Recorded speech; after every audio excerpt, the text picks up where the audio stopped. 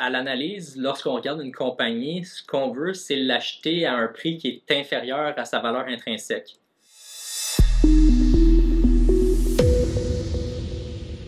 Alors, avec les évaluations, ces temps-ci sont plus élevées, donc il y a moins d'aubaine à la bourse, Charles-Antoine, et donc on a plus d'encaisses dans le portefeuille, donc ça va être le sujet aujourd'hui. Et peut-être tu peux nous partir sur c'est quoi le concept d'évaluation et de valeur intrinsèque?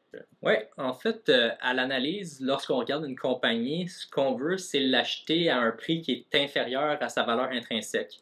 Le prix est affiché en bourse, donc on peut aller sur Yahoo Finance, on est capable d'aller chercher le prix du titre. Par contre, la valeur intrinsèque, c'est un concept où est-ce que nous, on essaie de prédire dans le futur, ça va être quoi les profits d'entreprise, puis on les ramène en dollars d'aujourd'hui. Par contre, on ne veut pas payer n'importe quel prix là, pour un titre en bourse. Donc, nous, si on arrive, par exemple, à une valeur intrinsèque de 10 par action, puis le titre se transige en bourse à 15 bien, on va dire le titre est trop cher, on va attendre d'avoir une meilleure évaluation pour l'acheter. Donc, c'est un peu ça la valeur intrinsèque. Là. On est vraiment dans ce qu'il y a de plus général. Je n'ai pas été dans le spécifique, mais à la base, c'est ça un petit peu le concept valeur intrinsèque puis prix en bourse.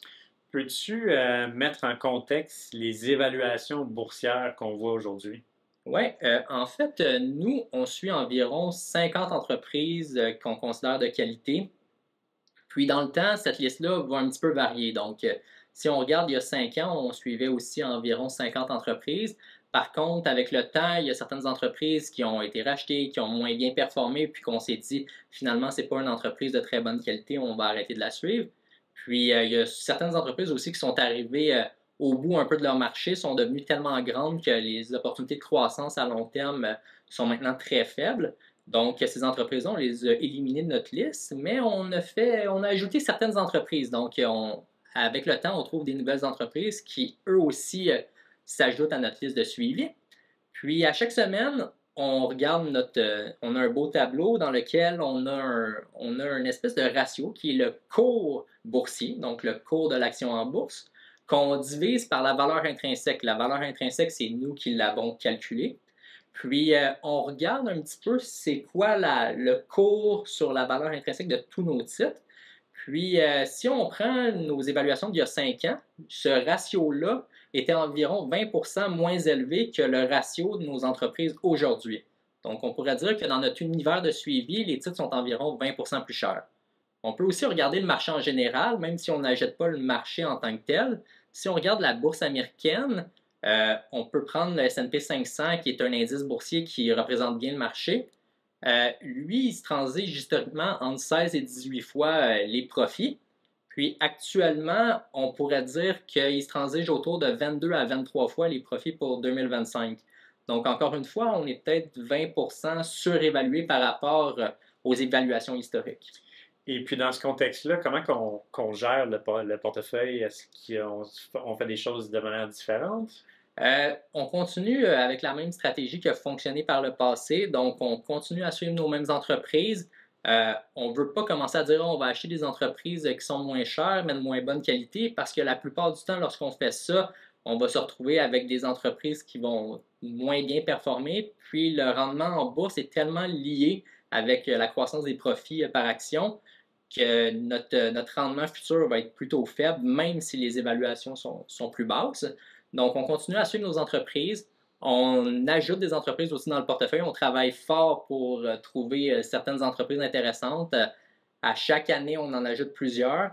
Puis après, on souhaite qu'il se passe quelque chose de temporaire dans nos entreprises qui va faire en sorte que leur cours va baisser puis qu'on va pouvoir les acheter à bon prix. Puis, règle générale, il y a des corrections de 10% à chaque 18-24 mois à peu près. Oui, tout à fait. Fait que si on regarde dans une longue période de temps, c'est à peu près la moyenne. Ça arrive peut-être, c'est ça, une fois aux ans et demi, 2 ans qu'on va avoir une correction de 10%. À ce moment-là, on peut avoir des occasions d'acheter des titres à un meilleur prix. Par contre, sur des résultats, on peut voir des entreprises chuter de 20-30% à la suite de résultats qui sont plutôt faibles. faut toujours après s'assurer que la thèse d'investissement n'a pas changé, mais ça peut nous donner des opportunités d'achat. Puis même au contraire, on peut avoir une entreprise qui a des excellents résultats. Selon nous, ça fait augmenter beaucoup la valeur intrinsèque de l'entreprise, mais par contre, le titre réagit peu en bourse. Donc ça aussi, ça peut être un endroit où est-ce qu'on peut profiter d'un certain moment pour acheter une bonne entreprise. Je pense que tu voulais parler du S&P 500. Là, qu'est-ce qui arrive si on paye trop cher? Oui, ben c'est ça. Comme je l'ai dit un petit peu plus tôt, on n'achète pas le S&P 500 en tant que tel. On achète des entreprises spécifiques. Par contre, pour donner une idée que parfois on achète un véhicule de placement qui est bon, mais qui ne performe pas très bien parce qu'on paye trop cher, on peut regarder un petit peu les gens qui ont acheté, par exemple, un fonds négocié en bourse qui représente le S&P 500 au début des années 2000. Puis 10 ans plus tard, si on regardait le S&P 500, il était maintenant à un niveau plus bas qu'au début 2000. Donc, ces gens-là n'ont pas fait d'argent avec leur investissement. Mais par contre, des gens qui ont acheté le même S&P 500, le même fonds négocié en bourse, mais qui l'ont acheté au 1er janvier 2010, puis l'ont conservé encore une fois pour 10 ans, bien, eux, de 2010 à 2020, ils ont pratiquement triplé leur argent. Donc, le fait de payer un multiple d'évaluation très élevé au début des années 2000 fait en sorte que le rendement dans les années futures a été plus faible. Alors, il n'y a pas de solution magique, on se répète, mais on essaye de patienter, d'attendre que les entreprises transigent à des bons prix, de demeurer discipliné. Puis pendant ce temps-là, c'est d'ajouter des nouvelles entreprises à notre liste de suivi. Alors, merci beaucoup, Charles-Antoine, c'était très instructif. Et vous pouvez nous écrire à info@commercialgpsmedici.ca.